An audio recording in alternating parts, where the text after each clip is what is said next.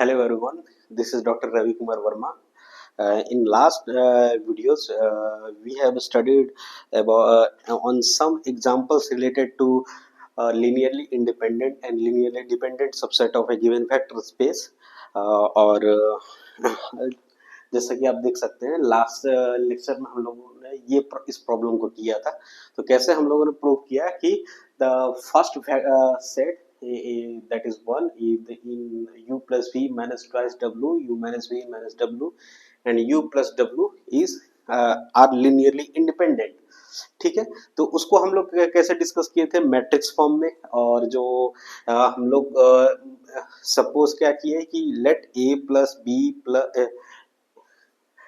a v1 plus b v2 plus c v3 where v1 v2 v3 अगर ये सब elements है तो उसके बाद क्या किए थे हम लोग उसको एक मैट्रिक्स फॉर्म में सिस्टम साइमल्टेनियस लीनियर इक्वेशंस के टर्म में लाए थे। और फिर ये पता चला था कि अगर उसका जो कोफिशिएंट मैट्रिक्स है उसका अगर डिटर्मिनेंट नॉन जीरो होगा या फिर रैंक उसका 3 होगा, क्योंकि यहाँ पे 3 वेक्टर्स है तो 3 होगा तो क्या होगा, वो लीनियरली इंडिपेंडेंट होगा, otherwise that set is linearly dependent. तो ये प्रॉब्लम तो हो गया था, लेकिन दूसरे के बारे में डिस्कस करते हैं। अगर हम मैट्रिक्स फॉर्म में इसका अगर हम लिखें तो u का जो कोफिशिएंट है 1, फिर v का कोफिशिएंट -1 सॉरी 1, और फिर ये हो जाएगा, और फिर ये फर्स्ट एलिमेंट के लिए, सेकंड एलिमेंट के लिए 1 3 -1 और 0 1 1। अब देखो डायरेक्टली ज्यादा मेहनत करने की जरूरत नहीं है, डायरेक्टली एज इसका हम रैंक फाइंड कर लेते हैं या फिर इसका डिटर्मिनेंट फाइंड कर लेते हैं। तो अगर क्या होगा, अगर डिटर्मिनेंट नॉन जीरो हो गया तो क्या कहेंगे, the given set is linearly independent. लेकिन अगर इसका अगर डिटर्मिनेंट अगर हम फाइंड आउट करेंगे तो क्या होगा, determinant of A is equal to 1 times 3 minus 1 1 1 minus 1 time 1 minus 3 0 1 plus 0 जो भी है, तो पाओगे क्या कि ये जो डिटर्मिनेंट है वो 0 है। Then we can say therefore set 2 is LD. तो प्रूव हो गया दोनों। तो आगे बढ़ते हैं।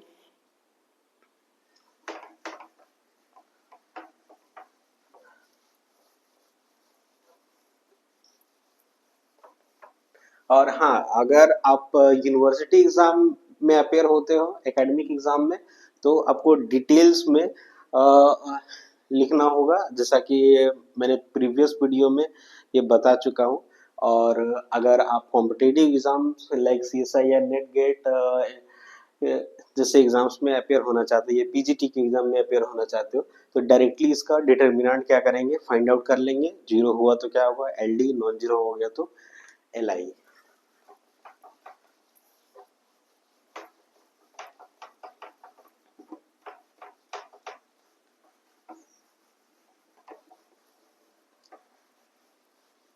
और इस टाइप के प्रॉब्लम्स जनरली आते ही है।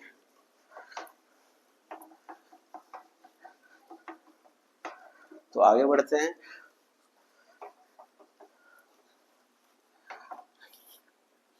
Basis.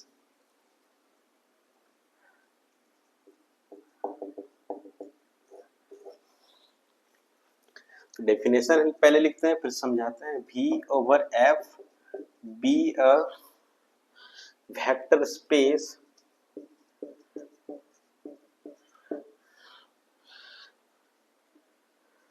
over a field F, मान लेते हैं F field, then a subset, मान लेते हैं बीटा कोई एक सबसेट है कि किसका, given vector space V over F का, beta of V over F is said to be a basis if, पहला पहला क्या है कि linear span of beta is equal to V over F, और दूसरा क्या है कि beta should be linearly independent.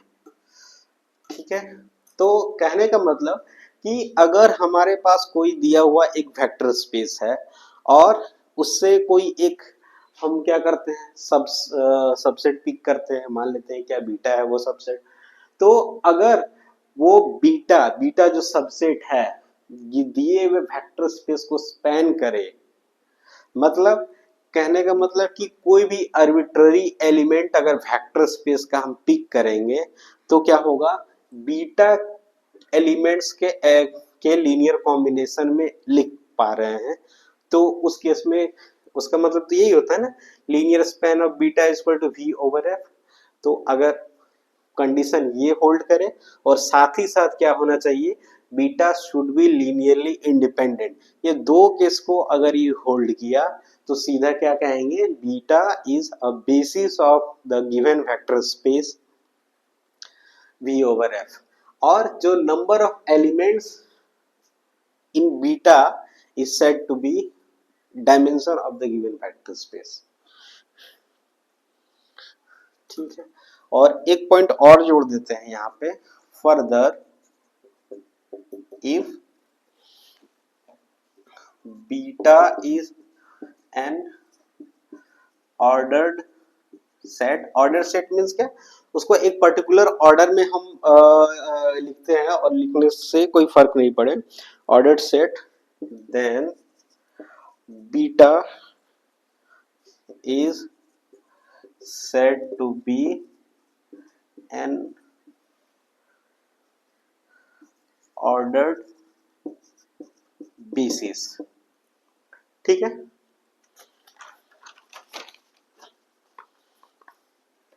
Definition clear.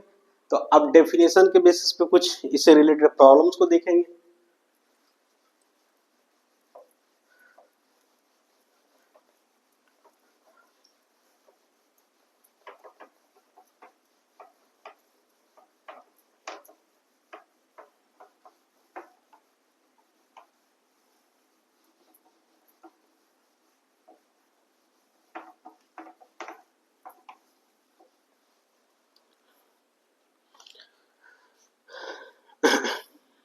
अब देखो example, in Pn over R, Pn over R means क्या, set up all polynomials with over the field of real numbers. ठीक है, तो हम लोगों ने पढ़ा था प्रीवियस लेक्चर्स में कि ये क्या होता है, Pn ओवर R क्या है, एक वेक्टर स्पेस है।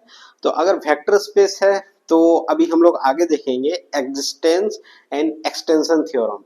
एग्जिस्टेंस थ्योरम ये कहता है कि every vector space has basis, और बेसिस होगा तो उसका डायमेंशन भी होगा, आइदर फाइनाइट और इनफाइनाइट।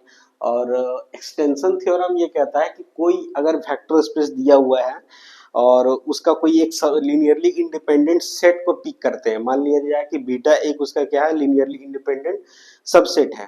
ठीक है, किसका, वेक्टर स्पेस का। तो वो अगर लीनियरली इंडिपेंडेंट है तो क्या होगा कि आइदर वो बेसिस होगा, और बेसिस अगर नहीं होगा तो इसको एक्सटेंड करके हम इसको क्या कर सकते हैं, बेसिस बना सकते हैं। तो वो हम लोग आगे देखेंगे, लेकिन फिलहाल इस प्रॉब्लम्स को डिस्कस करते हैं। तो इन Pn over R the set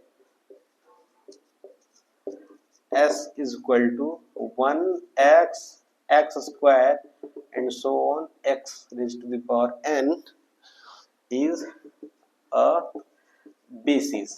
अब कैसे हुआ, तो बेसिस का डेफिनेशन क्या है, सबसे पहला क्या कि अगर कोई भी एलिमेंट वेक्टर स्पेस, यहाँ vector space Pn over R है, तो Pn ओवर R का कोई भी एलिमेंट अगर पिक करेंगे और उस एलिमेंट को इसके एलिमेंट्स के लीनियर कॉम्बिनेशन में अगर लिख पाए तो पहला चीज है। और दूसरा चीज क्या होना चाहिए, ये सेट लीनियरली इंडिपेंडेंट होना चाहिए। तो लीनियरली इंडिपेंडेंट तो ये दिख ही रहा है, क्योंकि कोई भी लास्ट टाइम हम लोगों ने लास्ट डे नहीं, कुछ प्रीवियस लेक्चर में हम लोगों ने डिस्कस किया था कि this set is linearly independent. क्यों? क्योंकि कोई भी एलिमेंट को अगर आर्बिट्ररी पिक करेंगे तो दूसरे एलिमेंट के लीनियर कॉम्बिनेशन में नहीं लिख सकते हैं। ठीक है, अगर मान लीजिए एक्स स्क्वायर है तो एक्स स्क्वायर को हम कैसे लिखेंगे कि बाकी सबके लीनियर कॉम्बिनेशन में आ जाए। तो पहला क्या है, ये लीनियरली इंडिपेंडेंट है, clearly S is L I. अब देखो ये तो एक चीज फुलफिल हो गया। दूसरा क्या होता है कि कोई भी अगर एलिमेंट इसका है उसको इसके लीनियर कॉम्बिनेशन में लिख पाए तो क्या होगा, L S is equal to P N over R. Means क्या, linear span of S is equal to अगर पी एन ओवर आर है तो क्या होगा, अगर अगर ये ट्रू है, ये तो ट्रू हो ही चुका है, अगर ये ट्रू है तो क्या कहेंगे, दिस इज अ बेसिस। मान लेते हैं क्या कि कोई भी आर्बिट्ररी एलिमेंट है alpha P N over R का, A plus B X plus C X square plus D X cube. ठीक है, तो अब हम इसको इसको बाकी एस के लीनियर कॉम्बिनेशन में लिख सकते हैं कि नहीं लिख सकते हैं? बिल्कुल लिख सकते हैं। कैसे लिख सकते हैं? अगर इसकी बात करेंगे तो क्या कर सकते हैं, a इंटू वन ऐसे लिख सकते हैं, b into X plus C into X square plus D into X cube. ये क्या है, ए बी सी डी क्या फील्ड का तो एलिमेंट है, और one X X square X cube क्या है, एस के एलिमेंट है। तो इसका मतलब क्या हो गया, अब आगे भी बढ़ा सकते हैं, 0 इंटू एक्स के पावर 4, 0 इंटू एक्स के power 5 plus and so on 0 into X के पावर n। तो क्या पता, हमने आर्बिट्ररी पिक किया element a plus B X plus C X square plus D X cube. अगर इसको हम आगे बढ़ाते जाएंगे n elements sorry n degree तक के लिए तो उसको भी इस फॉर्म में लिख सकते हैं। इसलिए क्या है कि L S is equal to P N over R, ये जो स्टेटमेंट है ये भी हमारा ट्रू है। तो हेंस ये क्या हो गया, पहला क्या है, the set is linearly independent, और दूसरा क्या है, L S means linear span of S is equal to the given vector space P N over R. That means the set S is a basis. ठीक है,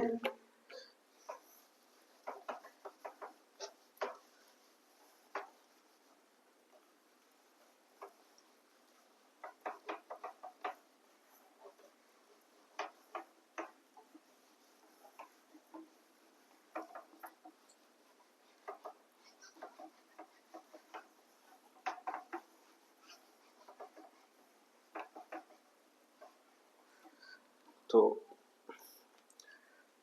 दूसरा in R N over R. अब इसका अगर हम बात करेंगे कि ये क्या है, एक वेक्टर स्पेस है, तो उसका कोई एक बेसिस बताओ। कोई अगर क्वेश्चन ये कह रहा है कि फाइंड वन बेसिस ऑफ, मान लेते हैं ये हमारा क्या है, v है, v ओवर r। ठीक है, तो सॉल्यूशन, एक एलिमेंट पिक करते हैं 1 0 0 एंड सो ऑन 0, दूसरा एलिमेंट पिक करते हैं e2 जो कि 0 1 0 एंड सो ऑन 0। इसी तरह से en एलिमेंट पिक करते हैं जो कि क्या है, 0 0 0 एंड सो ऑन 1। तो अब देखो, पहली बात ये है कि ये जो n एलिमेंट्स हम लोगों ने पिक किया वो लीनियरली इंडिपेंडेंट है, जैसा कि प्रीवियस लेक्चर में हम लोग ये सब डिस्कस कर चुके हैं। तो ये क्या है, लीनियरली इंडिपेंडेंट है। और फिर दूसरा क्या है कि अगर कोई भी एलिमेंट होगा, अल्फा जो है element R N over R का एलिमेंट होगा तो किस फॉर्म में होगा, n टपल्स में ही तो होगा, a1 a2 and so on n belonging to R square over R. अब ये हमारा क्या है, एलिमेंट क्या है, आर्बिट्ररी है। तो अगर हम इस एलिमेंट को, ये तो आर्बिट्ररी है ना, तो इस एलिमेंट को अगर E1 E2 के लीनियर कॉम्बिनेशन में लिख देते हैं तो दूसरा भी सेटिस्फाई हो जाएगा। दैट मीन्स क्या कि इस केस में क्या हो जाएगा, ये E1 E2 and so on En जो है ये एक बेसिस है, ठीक है। तो अब देखो लिखते हैं A1 A2 and so on An, इसको हम ऐसा लिख सकते हैं ना, A1 1 0 plus A2 0 1 0 and so on 0 n times तक plus and so on plus An 0 0 and so on 1। इसका मतलब क्या हुआ, ये A1 E1 plus A2 E2 plus and so on plus An En लिख तो दिए। पहला क्या, ये एलिमेंट पहला ये तो लीनियरली इंडिपेंडेंट है ही, यहाँ पे लिख देते हैं Li। और दूसरा क्या है कि कोई भी आर्बिट्ररी हम लोगों ने एलिमेंट पिक किया किसका, आर स्क्वायर ओवर आर का, उसको E1 E2 and so N के लीनियर कॉम्बिनेशन में लिख दिए। तो क्या मिला हमें इससे कि the given set E1 E2 and so on En क्या है, एक बेसिस है। Hence E1 E2 and so on En is a basis of R square over R, ठीक है। आगे बढ़ते हैं।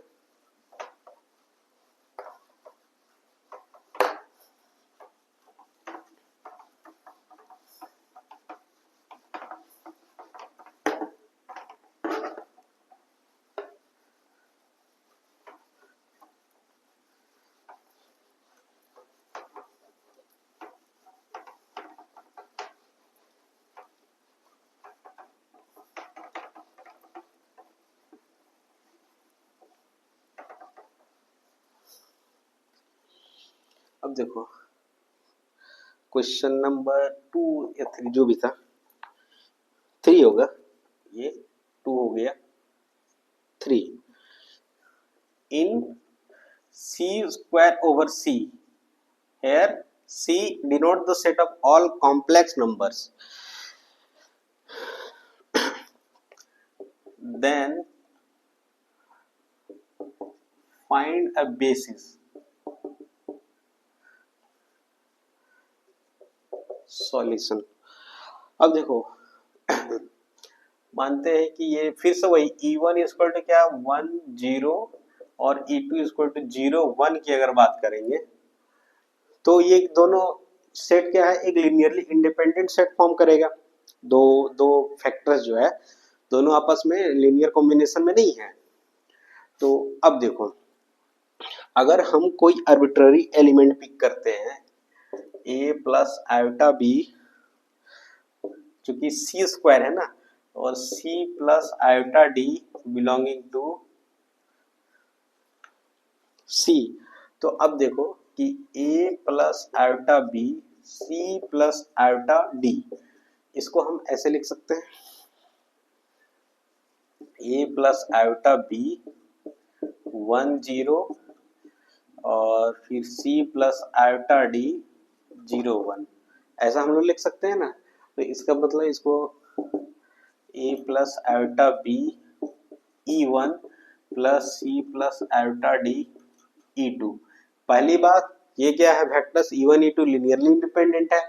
दूसरा क्या कि हमने कोई भी दो एलिमेंट आर्बिट्ररी पिक किया, C का एलिमेंट मींस क्या C स्क्वायर का एलिमेंट पिक किया, तो और उसको क्या किए कि इसको E1 और E2 के लीनियर कॉम्बिनेशन में लिख दिए।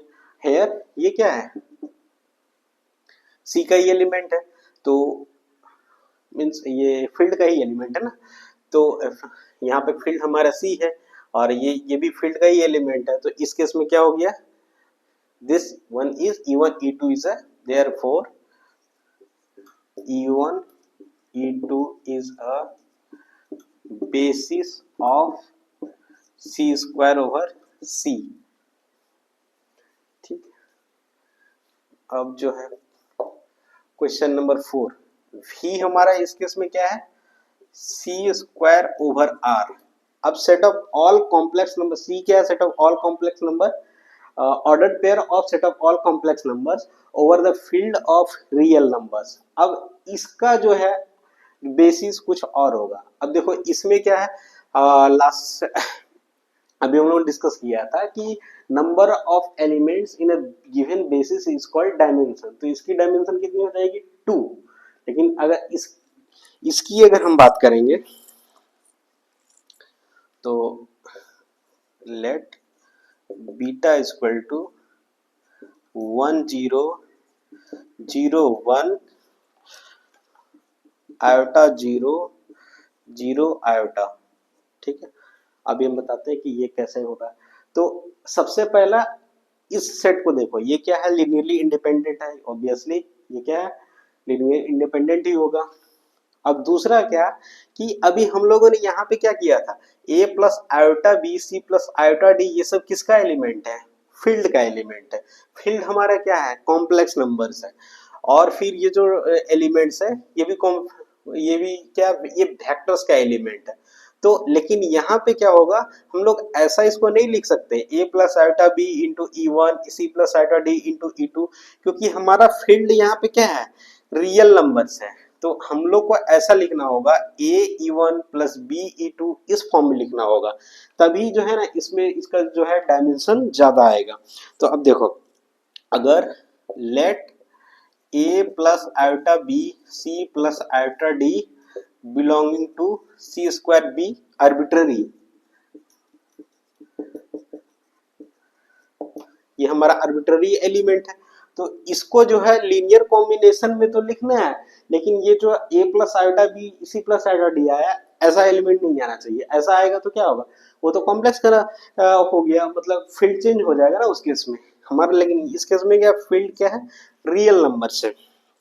तो इसलिए देखो कि तो इस केस में a plus iota B C plus iota D, इसको हम लोग को ऐसे लिखना होगा, a 1 0 प्लस b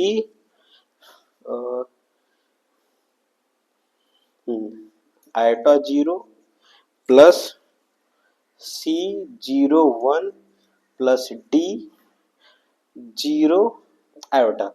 अब देखो a b c d, अब चूंकि ये कॉम्प्लेक्स नंबर क्या है, a plus iota b c plus iota d, where a b and c d belonging to real numbers. अब देखो इसको इस फॉर्म में लिखे तो क्या होगा, a b c d ये सब क्या है, रियल नंबर है, जो कि इस फील्ड का एलिमेंट है, जो हमारा फील्ड है।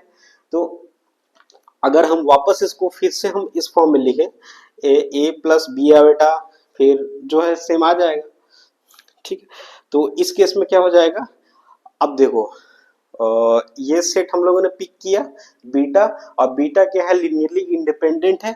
और साथ ही साथ क्या है, कोई भी एलिमेंट हम पिक किए सी स्क्वायर का, तो उसको लीनियर कॉम्बिनेशन में लिखने के लिए लीनियर कॉम्बिनेशन में बीटा के लीनियर कॉम्बिनेशन हम लिख सकते हैं, तो लिख दिए हम लोग। तो इस केस में क्या हो जाएगा, इसका जो बेसिस हो जाएगा ये हो जाएगा बीटा। और बेसिस अगर ये है, इसमें नंबर ऑफ एलिमेंट्स कितने हैं, 4, तो इसकी डायमेंशन कितने होंगे, 4।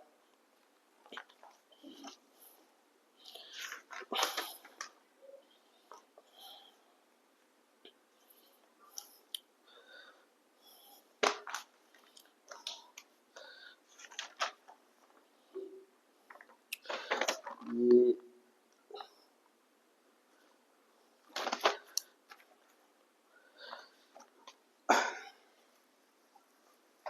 आगे बढ़ते हैं।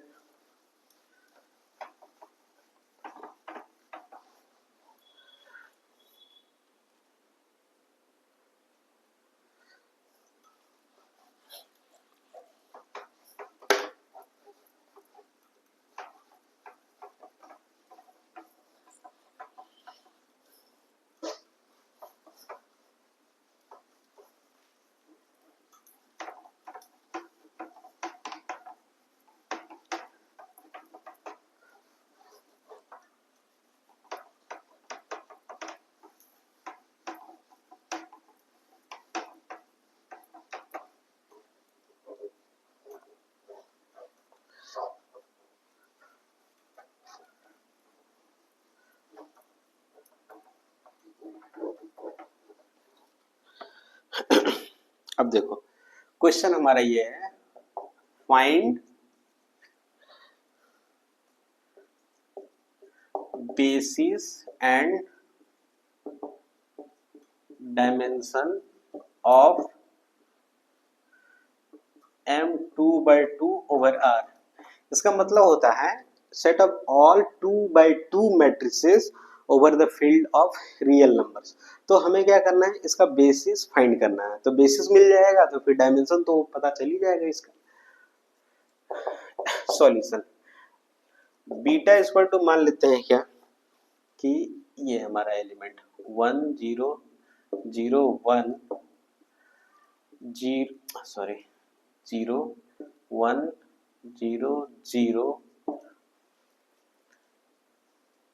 और फिर ये हो गया 0 0 1 0 फिर 0 0 0 1। अब देखो ये हम लोगों ने कहाँ से पिक किया एलिमेंट्स, ये m2/2 का ही एलिमेंट तो है, इसी सेट का ही एलिमेंट है। तो सबसे पहले ये अगर बेसिस है इस सेट का तो क्या होना चाहिए, इसको सबसे पहले लीनियरली इंडिपेंडेंट होना चाहिए। और दूसरा क्या, ये जो एलिमेंट्स जो लीनियर कोई भी एलिमेंट मतलब m2/2 से पिक करते हैं तो उसको इसके लीनियर कॉम्बिनेशन में अगर लिख सकते हैं तो क्या कहेंगे, दिस इज अ बेसिस। तो अगर इसको अगर लीनियरली इंडिपेंडेंट और डिपेंडेंट फाइंड आउट करना है तो एक तो सीधा मेथड यही है, ए प्लस मान लिया जाए कि ये हमारा V1 है, V2 है, V3 है, V4 है। तो क्या करेंगे, A V1 plus B V2 plus C V3 plus D V4 is equal to 0 मान लेते हैं ऐसा है। And this holds if and only if a b c d all are 0 then we say that the given set is linearly independent। तो ये ऐसे linearly independent है। और अगर दूसरे मेथड की बात करें तो क्या करेंगे, इसको हम इस फॉर्म में कन्वर्ट कर देते हैं, बीटा डैश जो है इसको 4 टपल्स में कन्वर्ट कर देते हैं, 1 0 0 0 0 1 0 0। और तीसरा क्या है, 0 0 1 0 और 0 0 1। अब देखो ये तो वही बात हो गई ना, जैसे कि Rn ओवर R का जो है बेसिस हम लोगों ने क्या फाइंड किया था, E1 E2 and so on En। और जो बेसिस मिला था इसी फॉर्म में था और वो क्या था, लीनियरली इंडिपेंडेंट था। तो ये भी लीनियरली इंडिपेंडेंट ही होगा। तो ये लीनियरली इंडिपेंडेंट या फिर ये बीटा जो है लीनियरली इंडिपेंडेंट मीन्स क्या हो रहा है, ये जो सेट है हमारा वो लीनियरली इंडिपेंडेंट ही होगा। अब ये हमारे लीनियरली इंडिपेंडेंट हो गया तो बस एक ही चीज चेक करना है, this set spans the given vector space और नॉट। तो स्पैन करने के लिए क्या करेंगे, let us choose an arbitrary element of the given vector space m2/2 over r। या फिर इसको ऐसे भी लिखा जाता है m2 ओवर r, क्योंकि साइज तो उसका 2/2 दोनों सेम ही है। तो क्या करता है, let us assume an arbitrary element of m2 over r। तो क्या होगा, let alpha is equal to a b c d belonging to m2 over r be arbitrary।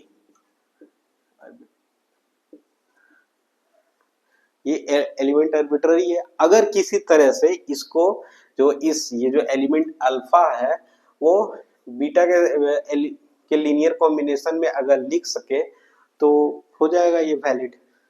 तो अब इसको ऐसे देखते हैं, ए बी सी डी।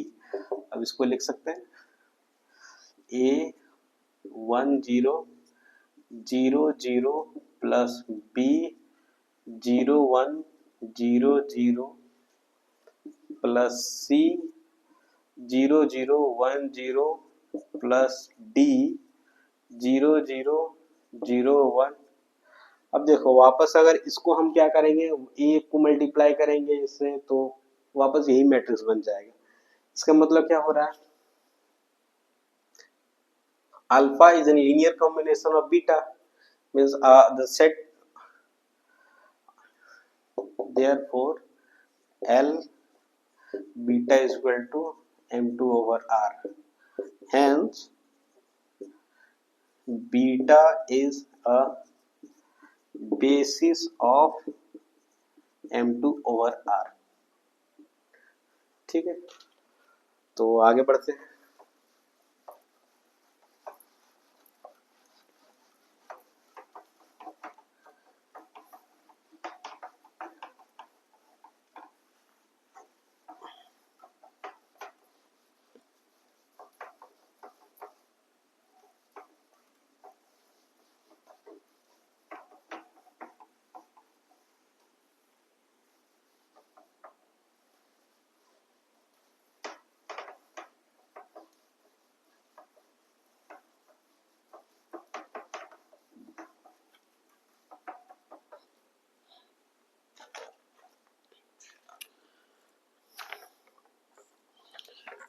अच्छा, ये रह गया। अच्छा, ये आर एन ओवर आर हो गया। और फिर अगर बात करेंगे कि एक बात और है, note in general dimension of F N over F is equal to N. तो जैसा कि फॉर एग्जांपल क्या हुआ था, अभी हम लोगों ने देखा था ना, डायमेंशन इस वेक्टर स्पेस की बात करें तो इसकी डायमेंशन कितनी थी, इसमें जो बेसिस आए थे उसमें नंबर ऑफ एलिमेंट्स कितने थे, दो। डायमेंशन ऑफ, सॉरी ये सी है ना, C square over C is equal to 2। और फिर ये देखो, अगर dimension of P N over R की बात करेंगे तो ये कितना हो जाएगा। अब देखो, हम लोगों ने डिस्कस किया था एक सेट एस है जिसमें elements 1 x X square and so on x के पावर एन है। ये क्या है, लिनियरली इंडिपेंडेंट भी है, और क्या हो रहा है कि पी एन ओवर आर को स्पेन भी कर रहा है। मीन्स क्या, कोई भी एलिमेंट पी एन का जो एलिमेंट है वो ये एस के लीनियर कॉम्बिनेशन में लिखा जा सकता है। तो ये क्या हो गया, ये इसका बेसिस हो गया। अब बेसिस हो गया तो इसमें जो जितने भी नंबर ऑफ एलिमेंट्स है, number of elements in this set is called dimension. तो फिर इसमें नंबर ऑफ एलिमेंट्स कितने हैं, n plus 1। Therefore dimension of P N over R is equal to n।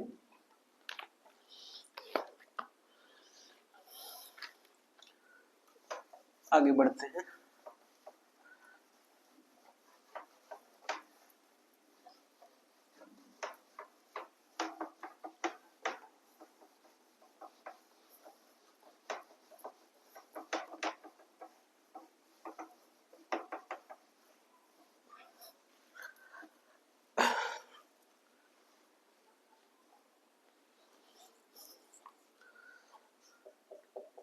Note,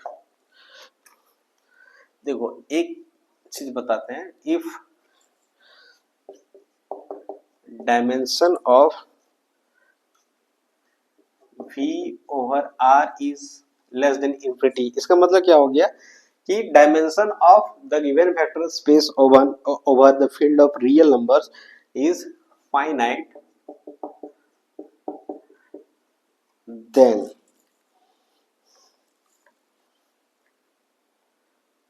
या फिर कोई भी फील्ड हो जाएगा, यहाँ पे field is finite, then the vector space is said to be a finite dimensional vector space, otherwise it has dimension infinite dimensional. या तो फाइनाइट, कोई भी वेक्टर स्पेस है क्या, या तो क्या होगा, वो फाइनाइट डायमेंशनल होगा या फिर इनफाइनाइट डायमेंशनल होगा। अगर दिया हुआ वेक्टर हमारा वेक्टर स्पेस है और उसमें जो बेसिस हम लोग फाइंड करेंगे उसमें नंबर ऑफ एलिमेंट्स अगर फाइनाइट है तो क्या कहेंगे, वो फाइनाइट डायमेंशनल वेक्टर स्पेस है। और अगर बेसिस में इनफाइनाइट नंबर ऑफ एलिमेंट्स हैं तो क्या कहेंगे, वो infinite dimensional vector space.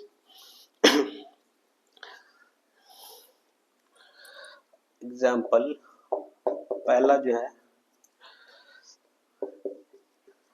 Are N over are या फिर एफ एन ओवर आर भी बोल सकते हैं, is finite dimensional vector space, in short finite dimensional vector space. और दूसरा दूसरा जो एग्जांपल है, अब देखो पी एन ओवर आर, अगर एन फाइनाइट है, पॉलिनोमियल है, तो उसकी डिग्री क्या होगी, फाइनाइट ही तो होगी। तो P N over R is finite dimensional vector space. और फिर थर्ड वन इज दैट, अब देखो ये जो है ये सब क्या है, इनफाइनाइट डायमेंशनल वेक्टर स्पेस होगा। C over Q,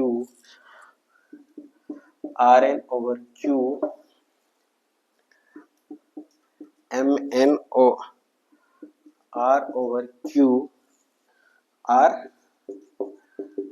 infinite dimensional vector space.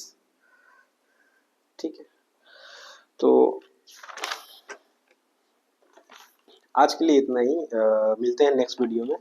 And thanks for watching my video.